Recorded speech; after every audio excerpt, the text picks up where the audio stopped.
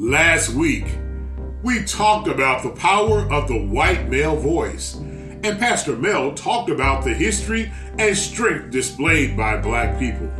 We also talked about the effectiveness of communicating a message and whether we should preach and teach to congregations on a 3rd or 4th grade level or at the peak of our academic experience.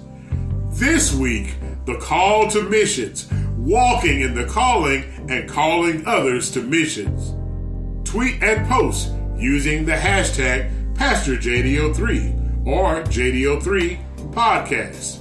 And now, part 2 of Made for Missions with Pastor Mel Perry. One of the things that you said is the church has not been meeting the needs of people. Is that one of the things that inspired you to become a missionary, or did you just kind of grow up with that as a backdrop and you just continue doing what you were taught? No, missions for me was something. I was about 9 years old. I come out of a ministry, it's very missions minded, and my parents did a lot of missions work. They traveled a lot overseas, South America, the Caribbean, Europe, Asia, and then later into Africa. So I think I was about 9 years old, and we were having a missions service. And I want to say that this was before India kicked out all of the missionaries. So we were having a mission service, and it was in that service, I could feel God saying, this is what I've called you to do. And I knew he called me to the continent of Africa. I've preached elsewhere, but I knew that was the call, like Africa's your call. And I remember I would go in my father's office, and he had this globe that you could spin around, and it's set up off the ground, and you could turn the light on and you could just see it. And I would spin the globe around and I would say, okay, God, where in Africa have you called me? Because I'm young, I'm a kid and into my teen years. I'm like, where have you called me? And every time I would always hit the continent of Africa when I would hit, but it would always be somewhere different. And it was like, okay, God, is there not a specific place? Because I was seeing these missionaries who were coming to our ministry. Some of them would stay in our homes. We came out of a missions-minded organization. I grew up in the United Pentecostal Church. And so while it had a lot of its flaws, and we can even talk about its flaws with racism, even in missions work, it was very missions-oriented. And so our congregation at one point was number 2 in missions giving for the whole of the organization. And our mother church, which was at the time it was off of Broadway, it was called Life Tabernacle, they were number 1. So that kind of put us on the status, and my parents were very well known in the organization. So people would say, oh, you have to go to the Perry's church. You have to go to their church. Even though the organization is predominantly white, we were known because my dad was an evangelist before becoming a pastor, and we pastored in Fort Worth. But the old school evangelist, when your whole family the car and you go from place to place, you don't have a home, and you're totally dependent on God. There's no first class, airfare. There's no hotel, and I can tell you about racism from that perspective. But we always had missionaries in our home. Either they were staying with us, or we sometimes would put them in a hotel. Very seldom was that the case, unless if they had a big family, but we would have them here. So it was just always there, okay, I'm a missions-minded person. And I would tell people in our congregation, God has called me to Africa. And this is in the 80s. And people would say, oh, God, you don't want to go to Africa. Because Africans run around, they naked, and they do this. And, National Geographic had all wonderful, beautiful, horrible pictures. They were colorful and beautifully taken, but they were horrible stories of our people. And I would tell them, I said, no, God's called me. God's called me. They're like, you don't want to go? And I was like, God called me. God called me. And then they would always say, you're going to get married. And I was like, no, I just want to do missions work. I'm just called to do missions. I just want to do missions work. And so one day I was 15 years old. It was 1990. And my dad came up the steps and he says, man, come here, I need to talk to you. And so I came and he's like, well, I want to ask you a question. He said, first, do you still feel that God has called you to do missions work? And I said, well, yes, sir, yes, sir. Like, okay, I don't know what he's going to ask me, but yes, sir, yes, sir. Yeah. And well, we have an opportunity to go to Liberia. Would you like to go? And I was like, yes. Yeah. I was like, when? And he's like, well, it's going to be in January, but we'll talk to the principal and see if we can get you out of school because this will be a learning experience so we can work that in. I was like, okay, good deal. And then about 2 months prior to us, I think it was maybe like November, the Civil War broke out. And my dad came and he says, well, my parents never said this statement to me, but this one time as a teenager, my dad came up the steps. He says, well, I want to ask you another question. I want to ask you a question about our trip. He says, now you make your decision. You're old enough to make your own decision. Never heard my parents say I was old enough to make another decision after that point. That was the only Until I got to be old enough. Yeah. He said, now your mother doesn't want us to go, but there's a war going on. Do you want to go or do you want to postpone the trip? And I thought to myself, if there's a war going on in Africa, it's not about to end soon. And this is probably my only chance to go. I said, no, let's go. I want to go. And he said, okay, we'll go. And we went to Liberia, I think it was 1990, January 1990. And we went for 2 weeks and it was very interesting. I was sick for a whole week. I had cholera the second week. And I don't know if you know what cholera does. It basically it dehydrates you until you die. So you basically dehydrate to death. And you have diarrhea. So that's where you're losing all your fluid. Yeah. And so I had eaten something and I was the only one who got sick. I have no idea. And I took a cholera shot, right? And I got to the point at the end of the week, I was so sick. We're in service. I couldn't eat anything. I would watch everyone else eat because every time I would eat, it would just pass right through me. So all I could do was drink fluids. I would eat like Lebanese bread. And my dad, thank God, he had brought over in his suitcase some Del Monte fruit cups and some cheese crackers. And those were like the only thing that I could get into my system and hold for a while. Wow. And so I'm watching everybody else eat. We're walking through the jungle for like 3-4 hours. I'm tired. It's hot. And I'm just like, oh my God. Sunday morning, I think it was the second Sunday morning, we're in service and I'm literally falling over. I can't sit up because my body is so weak. I'm seeing blue and green and red and my temperature, I could feel the temperature keep going up and down. And I would get like so cold and my body was just shaking. So I told my friend, I can't sit up in church and it's making me miserable. Let's go out to the car. So I make my way out to the car and I'm laid out in the back seat and I'm thinking, oh God, this is it. My mom is nowhere around. And I'm about to die. Every child wants to die with their mom close. My mom was right here, And it dawned on me, like, okay, if I were at home, what would I have done?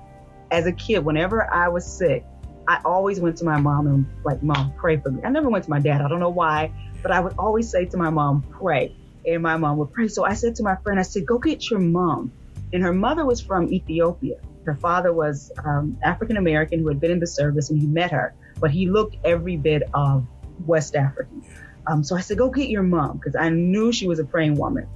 And I said, go tell her it's not looking good. I can't sit up. My body is shaking and all this. And she came out.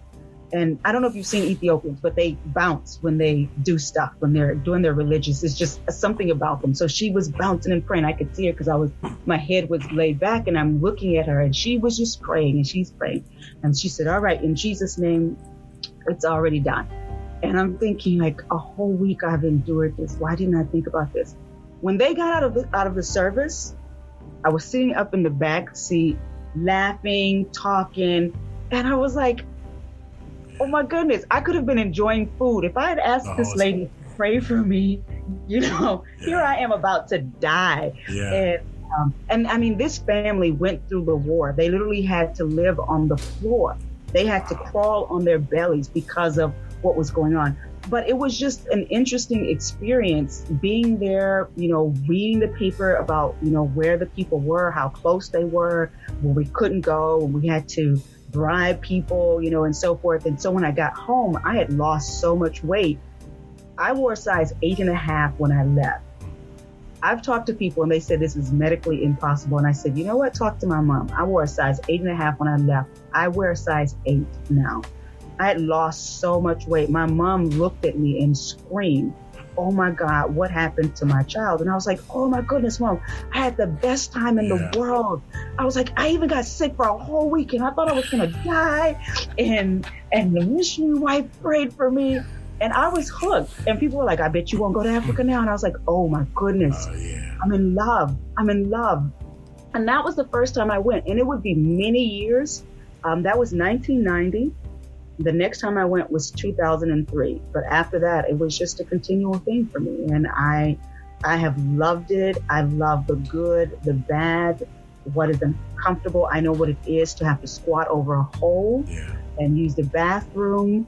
I've gotten sick a second time with the same thing. And this time I knew, like, okay, just keep fluids in your body. You don't need to eat anything, just fluids.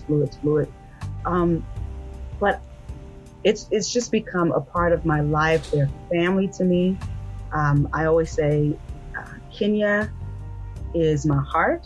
South Africa is my family. Kenya is my culture and heritage.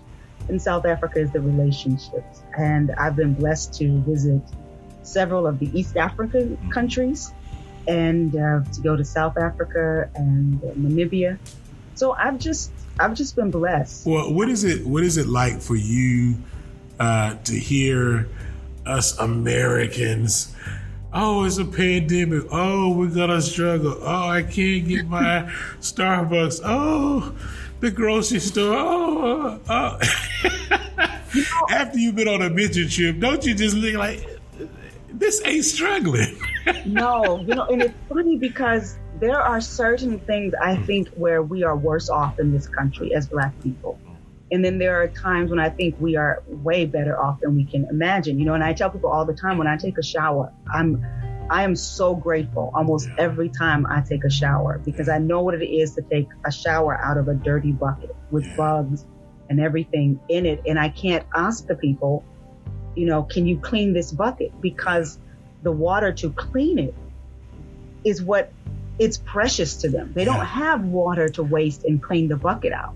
So I can't say they have a 3-mile hike, whereas we just and even if they don't have to go far, if they have, because they'll have like towers on top of the building, but they have to pay for that water. Wow.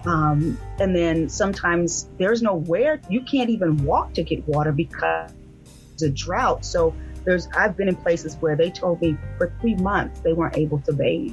Wow. Trust me, I'm dying because I'm like, oh, no, at least twice a day.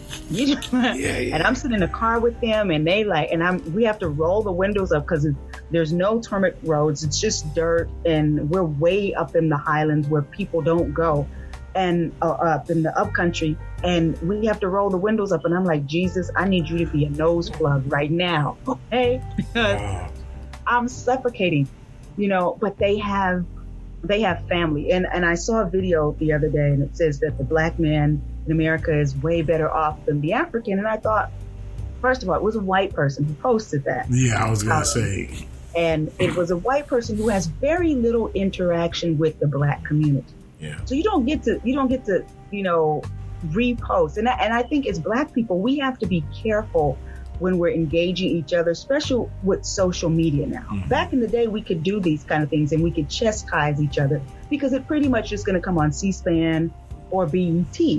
But now it's available on YouTube, it's on Facebook, it's on Twitter, it's on Instagram, it's on all these things. So white people can post it as well. Yeah. And they use it as a weapon against us. But I thought about it and I said, in certain ways, yes, but in a lot of ways, no. Because how many Black people do we know who own land? I mean, really own, not your house. I mean, you own extensive land. Yeah. Or you can have cattle and you can grow your gardens or, Black people don't have that. And then even in this country, if you own the land, don't pay your taxes and see how much you own. Oh, yeah. But over there, people own their land. And land is far more precious than me being able to run up debt. Yes. In this country, the Black man has it good because you can run up debt. You can, go and spend your whole paycheck on something you really can't afford, but you have to have it. And then you want to buy the nicer vehicle as opposed to the one you can't afford, So it's not always that it's better. It's just like, how do you compare? And I said to the person who posted, I said, well, that's just like the people who were enslaved in South America saying, well, or someone telling the enslaved people in South America, oh, well, you have it better than the slaves in North America. The point is they're still enslaved. So neither one has it better. Yeah, the South American enslaved people, they did have it somewhat better. They didn't go through the brutality in a way that we did, but they're still enslaved people. They still don't have ownership of who they are. They still don't have the equal rights. And so in many ways, trying to compare Black people, we're better than the African. No. I want you to compare me to you. Yes. And so even when I'm doing missions work, I have come across people who say, oh, I lived in the States for a while, but I had to come home because it wasn't worth it. They were here in the States where it's supposed to be better. And they realize it isn't better because I don't have family. And when I say you don't have family, I mean that if I fall on hard times here in the States, you can't really count on family to bail you out or community. We don't really. They're struggling just like you're struggling.